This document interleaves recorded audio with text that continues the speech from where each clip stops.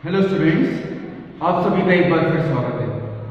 आज देखिए मैं शुरुआत कर रहा हूँ विविध प्रश्नावली का पार्ट 2 वीडियो।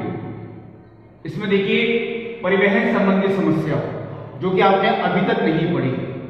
ऐसी देखिए दो प्रॉब्लम्स दे रखी है बुक में, जैसे छठा क्वेश्चन, सातवां क्वेश्चन है। मैं आपको देखिए सातवां क्वेश्चन बता रहा हूँ, छठा क्वेश्चन आप लोग होमवर्क नहीं करेंगे। अब देखिए जो सातवां क्वेश्चन है, चलिए एक बार मैं पढ़ देता हूँ पहले। एक तेल कारखाने में दो डिपो ए तथा बी हैं, जिनकी क्षमताएं क्रमशः 7000 लीटर तथा 4000 लीटर की हैं। कारखाने द्वारा 3 पेट्रोल पंपों डी, ई और एफ के लिए आपूर्ति करनी है, जिनकी आवश्यकताएं क्रमशः 4500 लीटर, 3000 लीटर और 3500 लीटर की हैं। डिपो से पेट्रोल पंपों की जो दूरियां हैं वो आपको देखिए एक सारणी में दिया गया है। वो भी मैं आपको देखिए चलिए बताऊंगा किस तरीके से है। वो सारणी आपकी बनी हुई है। यह मानते हुए कि परिवहन का जो व्यय है प्रति 10 लीटर पर प्रति किलोमीटर 1 रुपए है, ज्ञात कीजिए कि कैसे आपूर्ति योजना अपनाई जाए जिससे जो परिवहन व्यय का न्यूनतमीकरण हो जाए। यानी जो यहाँ पे न्यूनतमीकरण करना है वो परिवहन के खर्च का करना है। तो जो परिवहन का फलन बनेगा वो होगा हमारा रैखिक उद्देश्य फलन, और वो हमें दिखाना है कि न्यूनतम कब होगा। अब देखिए इस तरीके की जो भी समस्या आएगी, यानी कि परिवहन संबंधी समस्या, वह इस तरीके के चित्र द्वारा प्रदर्शित करें। जो डिपो है आपने देखिए, जैसे मैंने लिखा है डिपो ए और डिपो बी, इन्हें हम कहेंगे कि सप्लायर, क्योंकि इन्हें सप्लाई करनी है, वो भी किसे? 3 पेट्रोल पंपों को। तो जो सप्लायर्स होंगे आपके, यानी जो भंडार भी कह सकते हो, जहां पे आपका स्टॉक जमा है, वो तो आप इस तरीके से दिखाएंगे। और जो ये सप्लाई करेंगे, जैसे अब 3 पेट्रोल पंप हैं, तो वो आप इस तरीके से दिखाएंगे। जैसे कि क्वेश्चन नंबर आपको तो 6 दे रखा है, अन्न के भंडार ए और बी, वो तो आप इधर दिखाएंगे।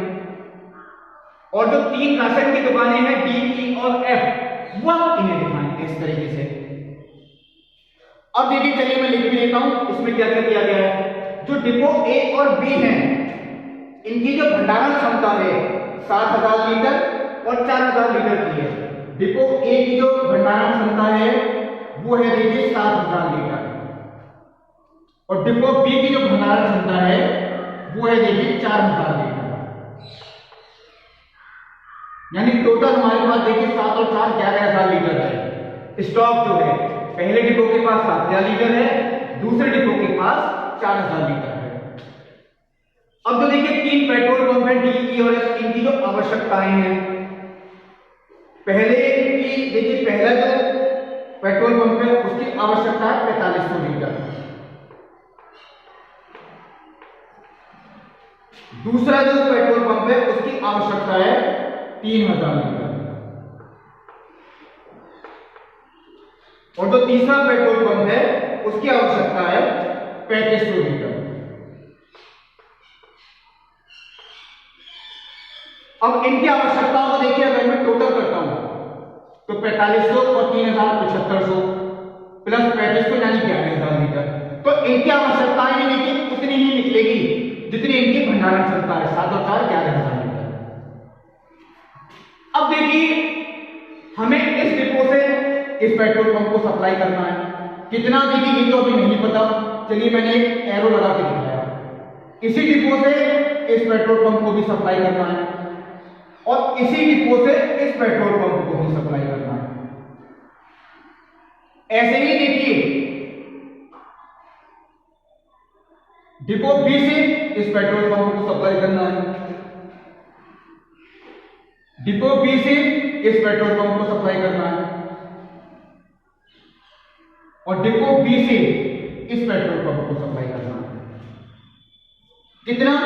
चलिए अब ये स्टार्ट करते हैं। कितना मैं देखिए मानता हुआ चलता हूं, माना डिपो ए से पेट्रोल पंप डी की जो सप्लाई है वो हमारी x लीटर है। मैं ही मानता हुआ चलता हूं कि इस डिपो से इस पेट्रोल पंप की जो सप्लाई है वो है हमारी x लीटर, और इसी डिपो से इस पेट्रोल पंप को जो सप्लाई है वो है y लीटर। इसे हमने x लीटर सप्लाई कर दिया, इसे हमने y लीटर सप्लाई कर दिया। अब ये नहीं कि इसे हम z लीटर, हमें देखिए चर दो ही मानने हैं, x और y दो चर हो चुके कंप्लीट, यानी इसका जो मान निकल के आएगा वो भी x और y के ही पदों में निकल के आएगा। किस तरीके से? देखिए अगर हम इसे x सप्लाई कर चुके और इसे हम y सप्लाई कर चुके, तो बचा कितना है इसके पास? 7000 माइनस x प्लस y। देखिए 7000 टोटल था, x इसे सप्लाई हो गया, y इसे सप्लाई हो गया, बचा कितना? 7000 माइनस x प्लस y। तो ये बाकी जो बचा वो ये इसे सप्लाई करेगा, x इसे सप्लाई कर दिया, y इसे सप्लाई कर दिया, तो बाकी कितना बचा? 7000 माइनस x प्लस y, वो हो गया तीसरे पेट्रोल पंप को सप्लाई। चलिए इनका मान निकल आया। अब इनका मान भी x और y के पदों में ही आएगा। कैसे? देखिए इसे x लीटर मिल चुका है, इसकी टोटल आवश्यकता 4500 लीटर की है, x लीटर इसे सप्लाई हो चुका, तो इसकी आवश्यकता के हिसाब से कितना बचा? 4500 माइनस x, वो करेगा ये वाला डेपो सप्लाई, यानी कि 4500 माइनस x, ये वाला डेपो से सप्लाई करेगा। अब देखिए ऐसे ही इधर इसकी आवश्यकता 3000 लीटर है, y लीटर इसे मिल चुका, बचा कितना? 3000 माइनस y, वो करेगा ये सप्लाई, यानी कि 3000 माइनस के बाद। ऐसे ही देखिए इसकी आवश्यकता 3500 लीटर है, इसकी आवश्यकता कितनी है? 3500 लीटर, इतना इसे मिल चुका, तो बचा कितना? 3500 माइनस 3500 माइनस ये, तो जब इसको माइनस करेंगे हम तो ये तो माइनस का हो गया, ये कैसे होगा? प्लस के। मैं सीधा माइनस करते हुए लिखता हूं x प्लस वाई माइनस 3500, ये करेगा सारी सप्लाई। देखिए x और y के ही पदों में आ गई, यानी जितनी भी आपूर्ति थी वो सब कितनी आ गई? x और y के पदों में। अब देखिए हमें जो कुल खर्च दिखाना है उसी का हमें न्यूनतमीकरण करना है, कुल खर्च उसे हम मानेंगे z बराबर। अब वो कैसे निकालें? अब देखिए कुल खर्च के लिए हमें एक बात लिखी है, पर जो परिवहन का खर्च है प्रति 10 लीटर पर प्रति किलोमीटर 1 रुपए है, प्रति 10 लीटर पर प्रति किलोमीटर 1 रुपए है, यानी 10 लीटर का जो खर्चा है वो 1 रुपए है। 10 लीटर का खर्चा कितना है? 1 रुपए, तो 1 लीटर का खर्चा कितना हो गया? 1/10 रुपए। 1 लीटर का खर्च कितना हो गया? 1/10। मैं देखिए यहां लिख देता हूं 1 लीटर का खर्च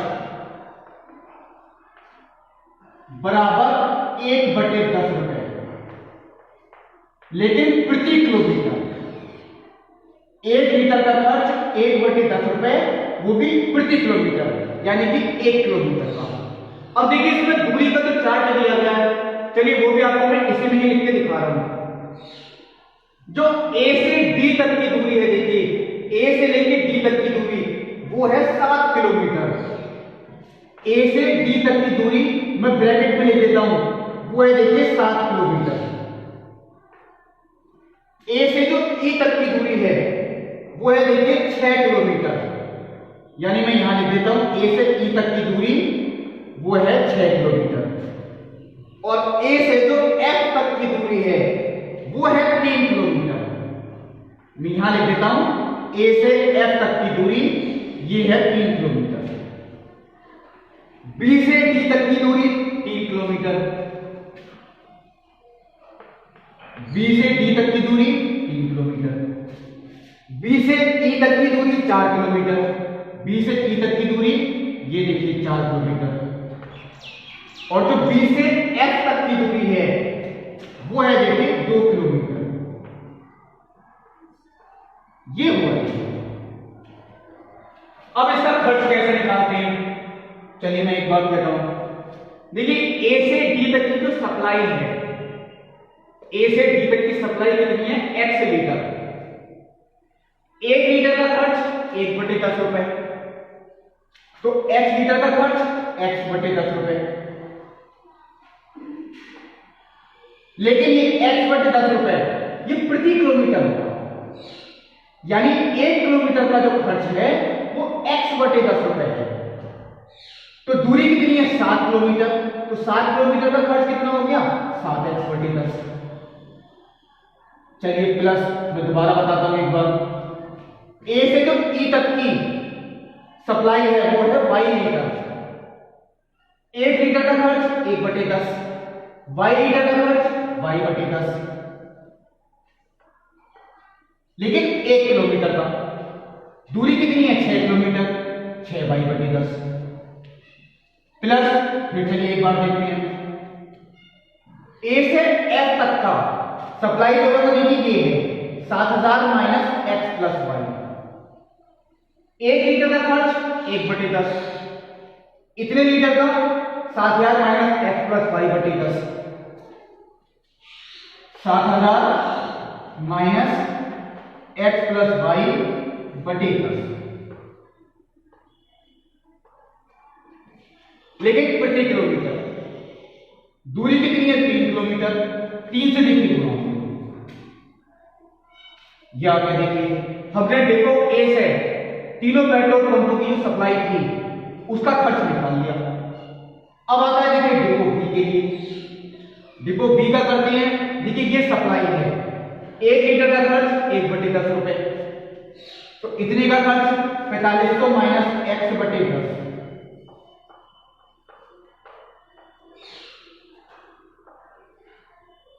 लेकिन प्रति किलोमीटर दूरी कितनी है? 3 किलोमीटर, तो 3 गुणा 4500 minus x/10 plus 3000 minus y। 1 litre, देखिए 1 लीटर का खर्च 1/10, तो इतने लीटर का खर्च 3000 माइनस y/10, लेकिन ये प्रति किलोमीटर है। देखिए खर्च, दूरी कितनी है? 4 किलोमीटर, तो 4 गुणा 3000 माइनस y/10। चलिए प्लस आगे देखते हैं क्या आता है। सप्लाई देखिए कितनी है? x प्लस y माइनस के 3500। देखिए 1 किलोमीटर का खर्च 1/10, तो इतने लीटर, सॉरी 1 लीटर का खर्च 1/10 रुपए, तो इतने लीटर का खर्च 1/10। दूरी कितनी है? 2 किलोमीटर, क्योंकि ये खर्च आपका क्या है? प्रति किलोमीटर। अब अगर मैं इसे पूरे को सॉल्व करता हूं, z इज इक्वल टू, तो देखिए 1/10 तो सब में कॉमन आता है, मैं 1/10 को बाहर भी लिख देता हूं। बाकी देखिए क्या बचेगा, चलिए हम सॉल्व करके देखते हैं। मैं चलिए एक बार भी बैलेंस करके देखता हूं। 7x प्लस 6y, मैं चलिए आपको सामने पूरा लिख देता हूं। 7x प्लस 6y, 3 से गुणा करते हैं 21000 माइनस के 3x माइनस के 3y प्लस के 13500 माइनस के 3x प्लस के 12000 माइनस के 4y प्लस के 2x प्लस के 2y माइनस के 7000। यानी कि अगर हम इसे पूरे को बैलेंस करके देखते हैं तो कुल खर्च z बराबर 1/10, 7x माइनस के 3x 4x माइनस के 3x x प्लस के 2x 3x हुआ। देखिए 7x माइनस के 6x x और प्लस के 2x, यानी ये कितना हुआ? 3x। 6y माइनस के 3y, कितना बचा? 3y प्लस के 2y, 5y माइनस के 4y प्लस के y। अब बची केवल संख्याएं, 21000 प्लस 13500, 34500 प्लस 12000, 46500 माइनस के 7,000, 39,000।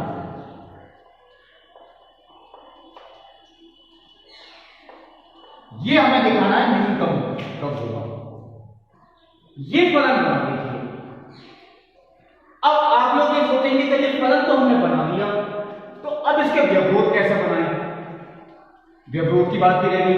तो देखिए जितनी भी सप्लाई है ये नेगेटिव तो नहीं हो सकती, ये हमेशा कैसी होगी? पॉजिटिव। तो ये देखिए मैं पहली सप्लाई से शुरुआत कर रहा हूं, x बड़ा है या बराबर है 0 की। दूसरी सप्लाई क्या है? y बड़ा है या बराबर है 0 की।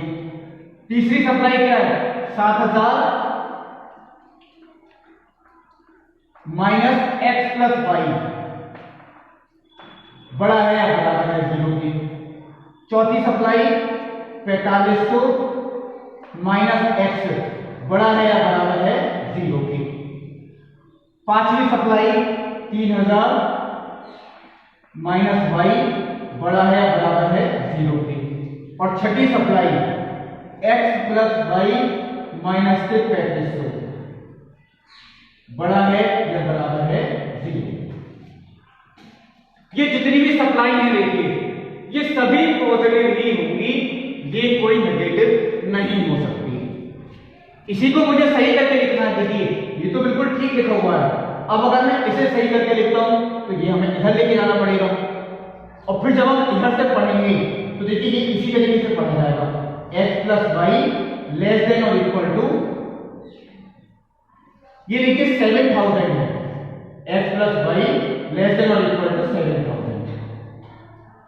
दूसरा देखिए अगर हम x को इधर ले जाएं, इसका मतलब x लेस देन और इक्वल टू 4500।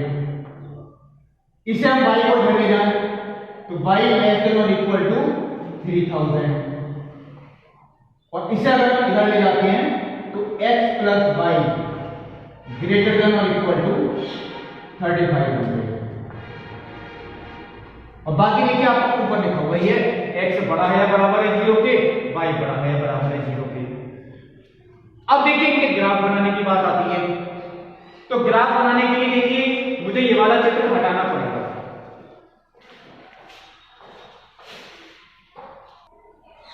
देखिए अब इन्हीं असमीकरणों को अगर ग्राफ बनाए तो x प्लस वाई बराबर 7000, x बराबर 4500, y बराबर 3000 और x प्लस वाई बराबर 3500। तो देखिए पहले अगर हम इन्हीं दोनों का बनाते हैं, ये तो एक दूसरे के समांतर ही है। x का मान 0 रखते हैं तो y का मान 3500 आता है, और y का मान 0 रखते हैं तो x का मान 3500 आता है।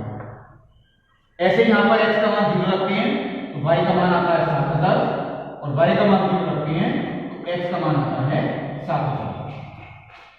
चलिए पहले हम इसका बनाते हैं 0, 3500। ये देखिए सब 1000 में ही है, 1000, 2000, 3000, 4000 मैंने शॉर्ट में ही लिखा है। x का मान कितना है? देखिए 3500। 3.5 का मतलब 3.5, वो देखिए क्या होगा 3500।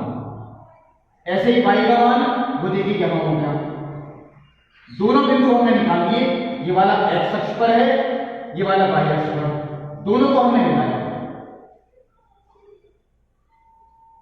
ये देखिए आपकी बनती है पहली समीकरण, x प्लस वाई बराबर 3500। चलिए मैं यहां लिख देता हूं x प्लस वाई बराबर 3500।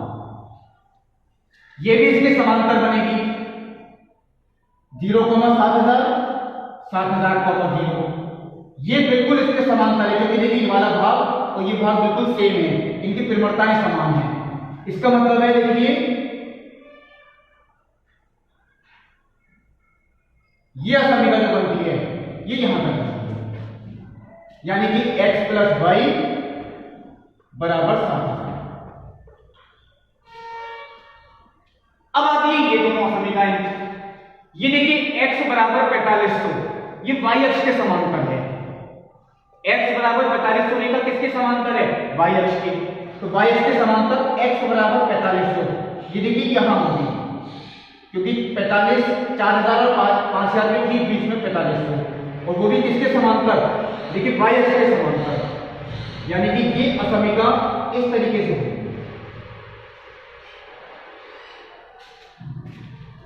और दूसरी क्या है? y बराबर 3000।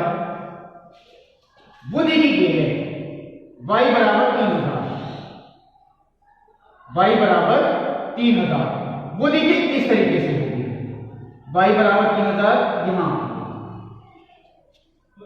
ये देखिए बिंदु अलग हैं, ये बात आप ध्यान रखें, ये बिंदु अलग है, ये बिंदु अलग है। ये है आपकी देखिए y बराबर 3000, x बराबर 4500। चलिए मैं यहां लिख देता हूं, और y बराबर 3000 वो देखिए मैंने यहां। ये देखिए बिंदु अलग है। चलिए देखते हैं, पहले तो सुसंगत क्षेत्र भी देखते हैं कौन सा होता है। अगर हम इसमें मूल बिंदु रखते हैं तो 0 + 0 छोटा है 7000 से, ये बात तो बिल्कुल ठीक है, मैं आपको लिख के नहीं दिखा रहा। 0 छोटा है 7000 से, ये बात बिल्कुल ठीक है, आप लोग लिख के दिखाएंगे। इसका मतलब मूल बिंदु से संतुष्ट कर रहा है। तो इस वाली असमिका के लिए तो नीचे वाला भाग होगा, और 0 बड़ा है 3500 से, ये बात असत्य है। इसका मतलब इस असमिका के लिए मूल बिंदु की दूसरी तरफ वाला भाग, यानी कि ये वाला, इसके लिए नीचे वाला भाग, इसके लिए ऊपर वाला भाग। चलिए ये बात तो कंफर्म हो गई। अब इसमें देखते हैं मूल बिंदु रखते तो 0 छोटा है 4500 से, बिल्कुल ठीक, और 0 छोटा है 3000 से, बिल्कुल ठीक। यानी मूल बिंदु इसे भी संतुष्ट कर रहा है, और मूल बिंदु इसे भी संतुष्ट कर रहा है। इसके लिए देखिए ऊपर का भाग, इसके लिए नीचे वाला भाग, इसके लिए देखिए मूल बिंदु की तरफ का, इसके लिए मूल बिंदु की तरफ का। तो जो भाग हुआ देखिए वो ये वाला भाग, ये जो भाग है देखिए 1 2 3 4 5, यानी कि पंचभुज है, जो इसका सुसंगत क्षेत्र है। शायद मेरे ख्याल से पहला क्वेश्चन ये ऐसा आया जिसमें एक जो सुसंगत क्षेत्र आपका बनता है वो पंचभुज बनता है।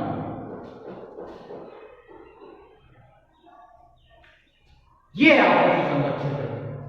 अब इसके कोणीय बिंदु 5 हैं। कौन कौन से हैं देखिए, ये वाला हमें पता है 3500,0, ये वाला हमें पता है 4500,0, और कौन से हैं देखिए, ये वाला हमें नहीं पता।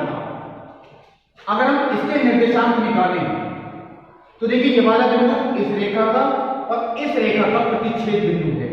ये वाली रेखा कौन सी है, y बराबर 3000, और ये कौन सी है, x + y बराबर 3500।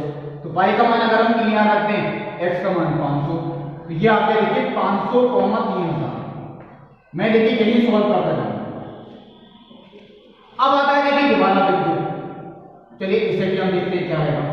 ये वाला जो बिंदु है देखिए y बराबर 3000 और x + y बराबर 7000, इनका प्रतिच्छेद बिंदु है। तो y का मान अगर हम 3000 रख देते हैं, x का मान कितना आता है 4000, ये भी देखिए आप। अब फिर आता है देखिए ये वाला बिंदु, x का मान 4500 इसमें रख दिया, तो y का मान कितना 2500, 4500, 2500। तो 3 कोणीय बिंदु देखिए मैंने सॉल्व करके लिख दिए। 2 देखिए आपको पहले ही पता है, ये वाला है देखिए, चलिए मैं फिर भी लिख देता हूं 4500, 0, और जो ये वाला बिंदु है ये है 3500, 0। इन्हीं पांचों बिंदुओं में से कोई एक ऐसा बिंदु होगा जिस पे परिवहन खर्च न्यूनतम होगा। वो देखिए मैं चार्ट इधर बना रहा हूं, कोणीय बिंदु,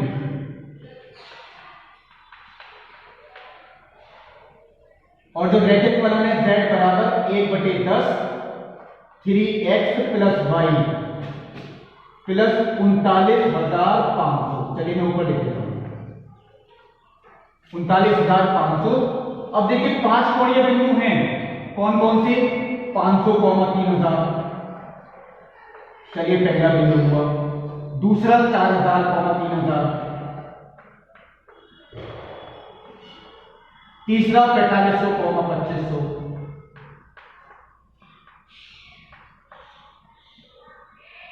चौथा 4500, 0, और पांचवा 3500, 0।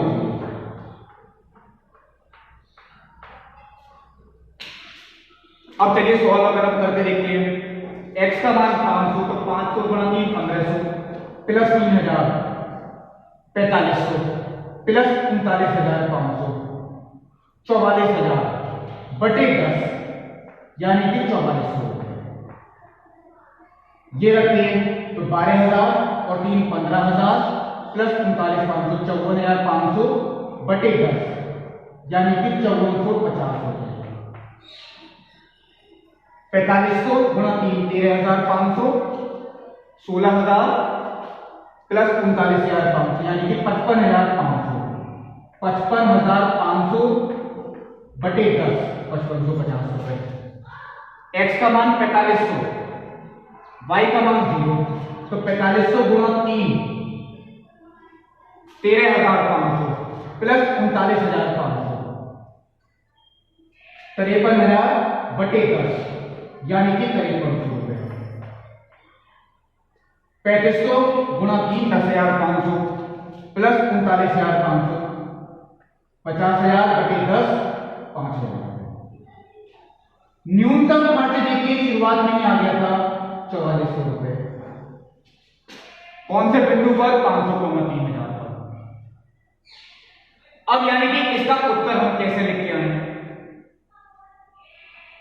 कि सप्लाई किसे किसे कितनी करनी है।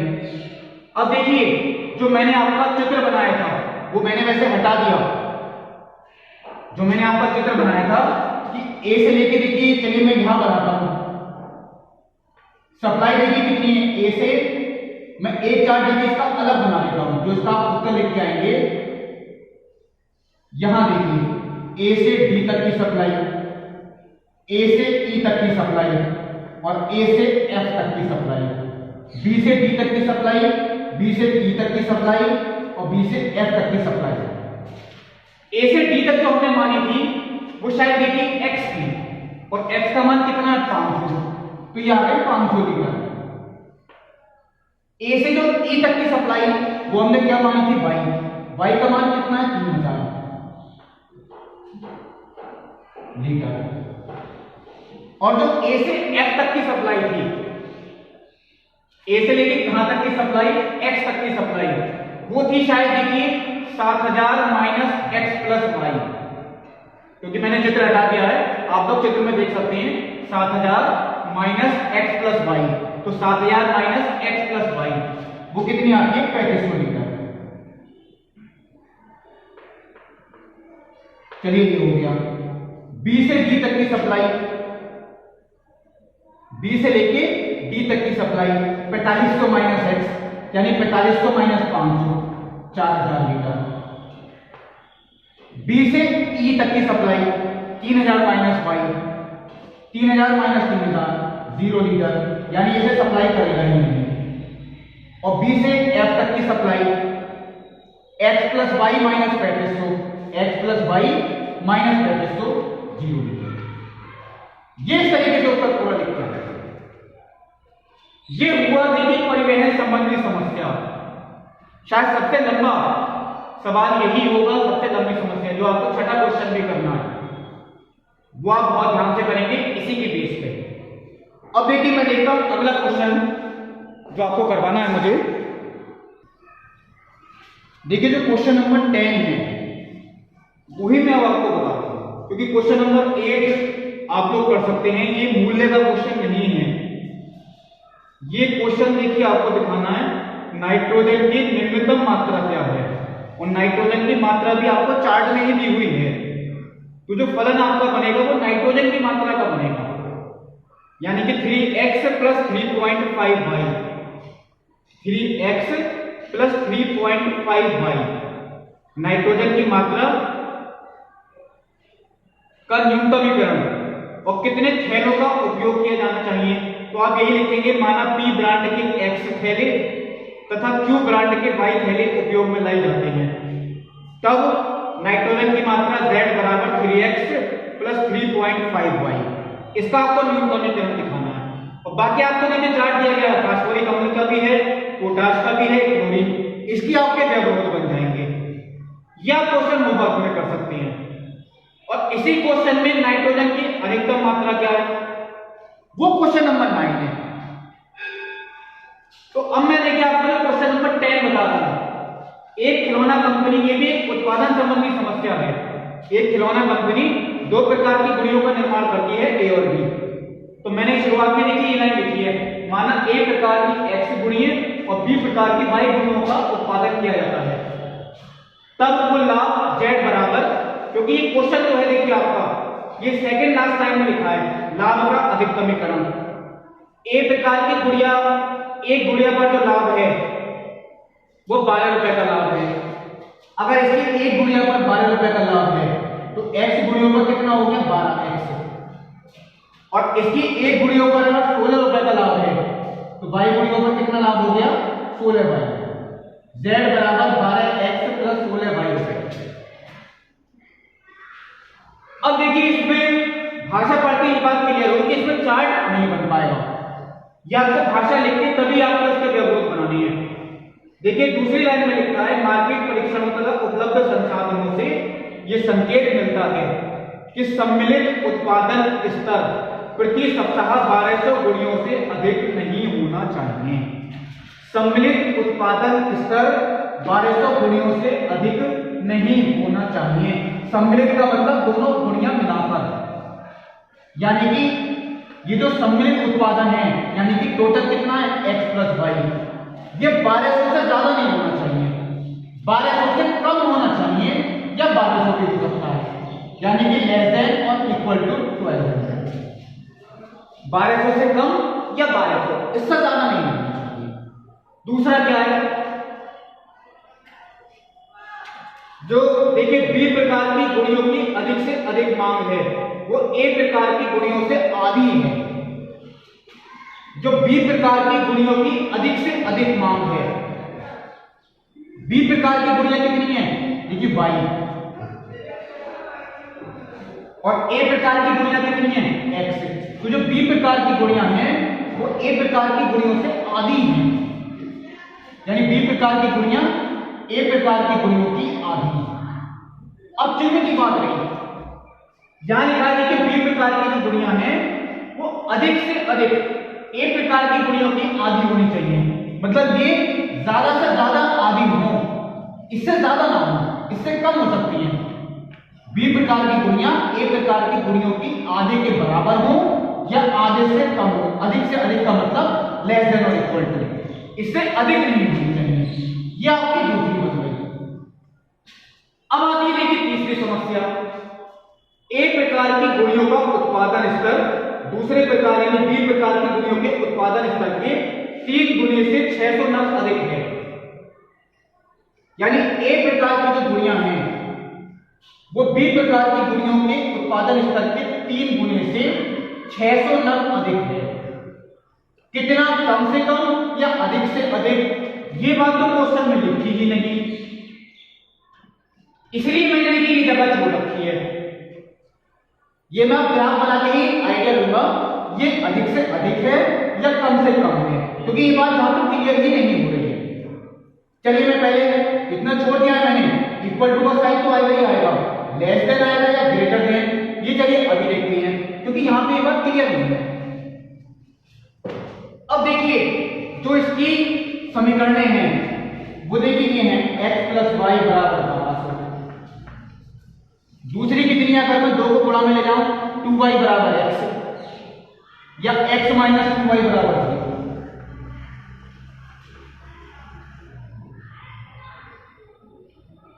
x माइनस 2y बराबर 0। और तीसरी क्या है, x बराबर 3y प्लस 600, यानी कि x minus 3y equal to 600। चलिए इनके बिंदु निकालते हैं।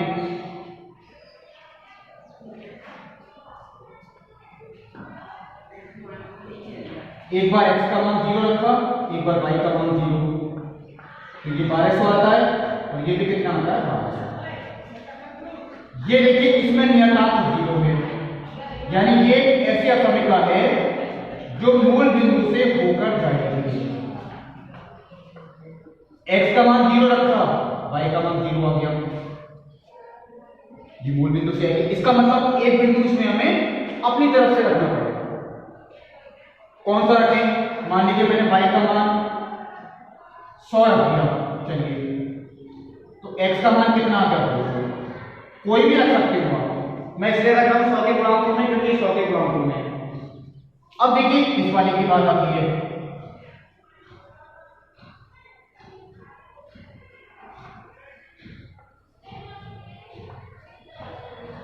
x का मान 0 रखा तो माइनस के 3y इक्वल टू 600, तो y is equal to minus के 200। देखिए y का मान यहाँ पे माइनस के 200। अब माइनस और एक बार चलिए y का मान 0 रखते हैं तो x का मान तो 600 आ रहा है।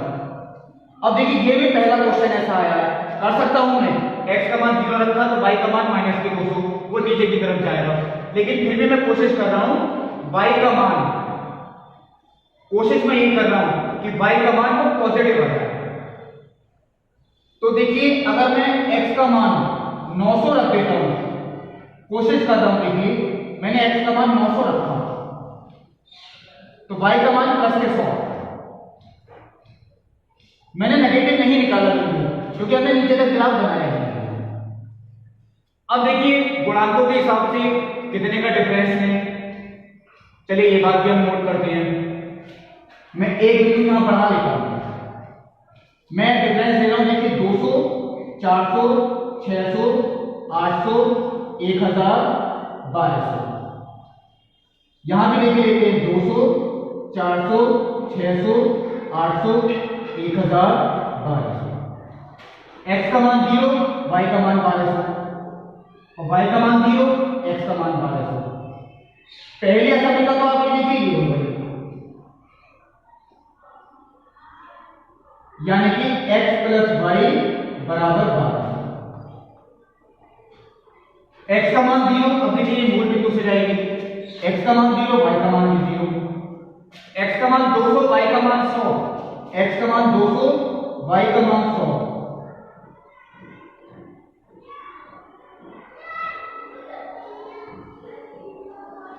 यहां देखिए x माइनस 2y बराबर 0। चलिए मैं यहां लिख देता हूं x माइनस 2y बराबर 0। अब आती है देखिए तीसरी बात, 600 कॉमा 0, वो तो देखिए ये वाला बिंदु हो गया।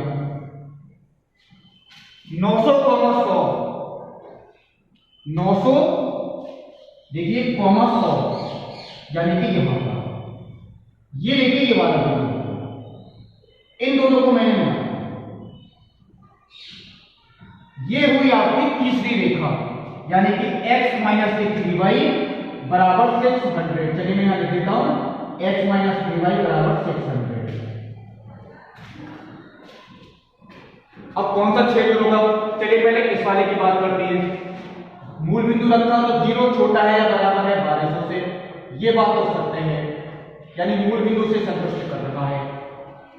इसमें मूल बिंदु हम नहीं रख सकते क्योंकि ये खुद मूल बिंदु से जा रही है, तो इसमें हमें कोई बिंदु ऐसा रखना है अपनी तरफ से, या तो जैसे 200 कॉमा 0, 0 कॉमा 200।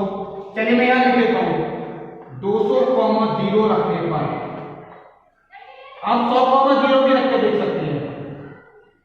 अगर हम इसमें 200 कॉमा 0 रखते हैं, यानी x का मान तो रखा 200 और y का मान रखा 0, तो 0 छोटा है 100 से, या देखिए 0 छोटा है या बराबर है 100 से, ये बात तो बिल्कुल सही है, यानी ये बिंदु से संतुष्ट कर रहा है। अब आता है इसमें कैसे पता लगाएं कि कौन सा होगा, तो मैं देखिए कोशिश ये कर रहा हूं, अगर हो सकता है विभाजन, चलिए पहले देखते हैं पहली असमीकरण, यानी x प्लस वाई बराबर 1200, इसके लिए देखिए ये वाला भाग होगा, इसके लिए देखिए ये वाला भाग, क्योंकि मूल बिंदु संतुष्ट कर रहा है। दूसरी असमीकरण, इसके लिए 200 कॉमा 0 संतुष्ट कर रहा है, यानी कि नीचे वाला भाग हो गया। ये देखिए नीचे की तरफ का भाग, और ये देखिए ये वाला भाग होगा। शायद मैं उम्मीद कर रहा हूं हो सकता है अगर ये क्षेत्र आता है तो इसके लिए ऊपर का भाग होगा, x माइनस 3y बराबर 600, इसके ऊपर का भाग, यानी कि x माइनस 3y, यानी x, यानी इसे देखिए अगर मैं ये बात देखता हूं तो मूल बिंदु संतुष्ट कर रहा है, इसे मूल बिंदु संतुष्ट कर रहा है, और मूल बिंदु अगर संतुष्ट कर रहा है तो वो तभी होगा जब लेस देन और इक्वल टू, यानी कि यहां जो शब्द आएगा वो आएगा अधिक से अधिक।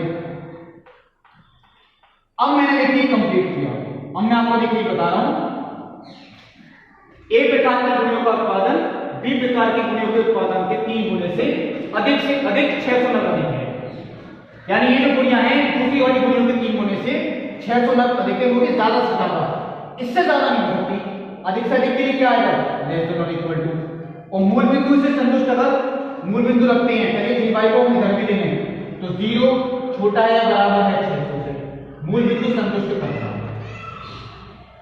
यानी इस रेखा को अगर हम आगे बढ़ाएं, मूल बिंदु देखिए ये है, इसके लिए ऊपर का भाग, यही क्षेत्र देखिए ऐसा हुआ जो सारे असमीकरणों को संतुष्ट करता है, यानी कि सभी का सुसंगत क्षेत्र।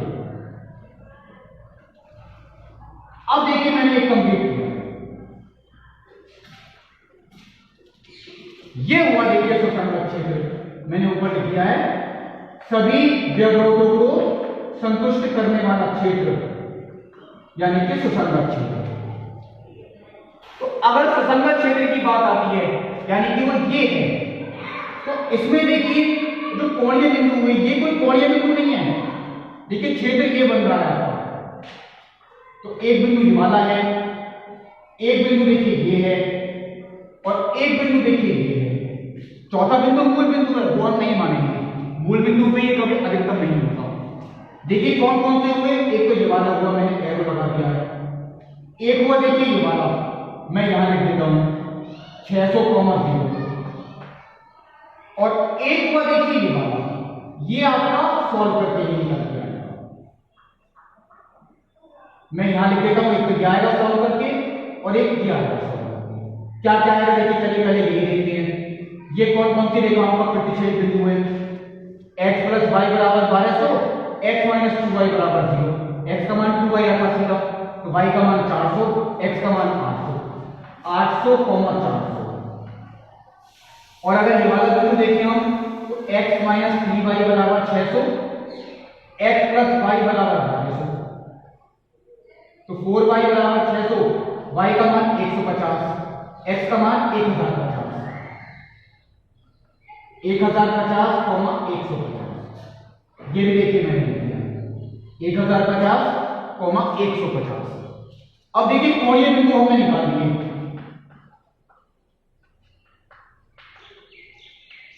केवल ये चीज चेक करनी है, ये जो फलन है 12x + 16y,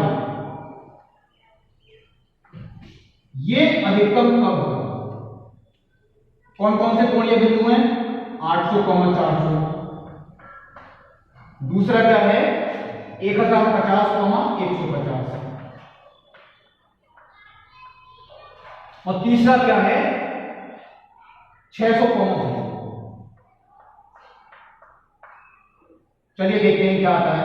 x का मान कितना था 800, 9600 रुपए प्लस 6400 रुपए, कितना हो गया 16,000।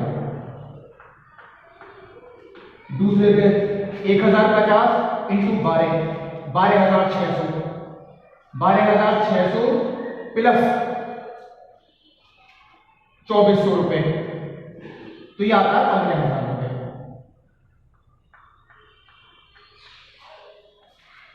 छह सौ गुणा 1200, 7200, क्योंकि भाई का मान 0 है, तो अधिकतम लाभ तो देखिए आपका वो ये होगा 16,000 रुपए।